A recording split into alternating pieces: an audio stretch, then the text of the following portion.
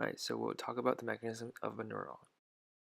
The signal first transfers from the last neuron with neurotransmitters and then travels through the cell body to create action potential at the hillock, which then transfers through the nodes of the axon and out the synaptic terminal.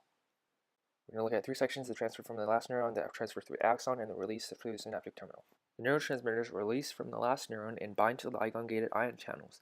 Depending on the connection, the channel will either let both potassium and sodium ions in, causing an excitatory depolarization called EAPSP, or the ion channels could also only let potassium or chloride ions in, causing an inhibitory hyperpolarization called IPSP.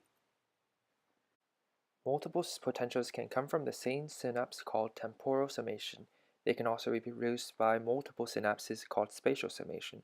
These potentials either superposition to create an action potential at the hillock, passing the signal on, or cancel out it so that it does not reach action potential threshold, thus inhibiting the signal from being passed on.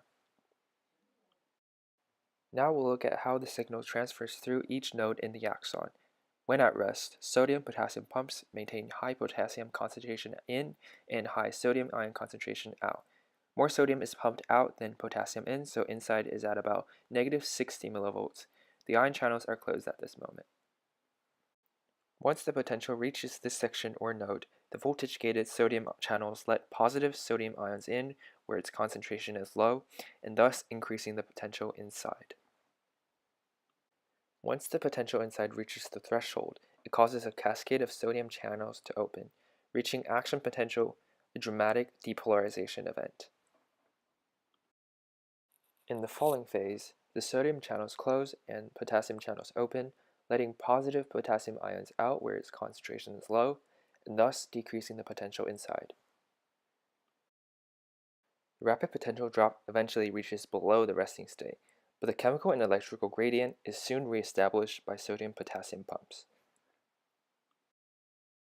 Lastly, the action potential reaches the synaptic terminal. The potential induces calcium ion channels to open and let the ions in.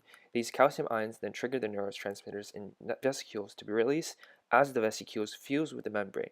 Then the whole process repeats again at the next neuron. So now we're going to talk about an interference with the functions of the neuron, in particular, the neurotoxin tetrodotoxin. In the sodium channel, there are molecules lyse, asp, glue, and ALA. Lyse and asp bind together with a water molecule. Normally, sodium displaces that connection and passes through. However, tetrodotoxin places itself in that connection and fills up the gap.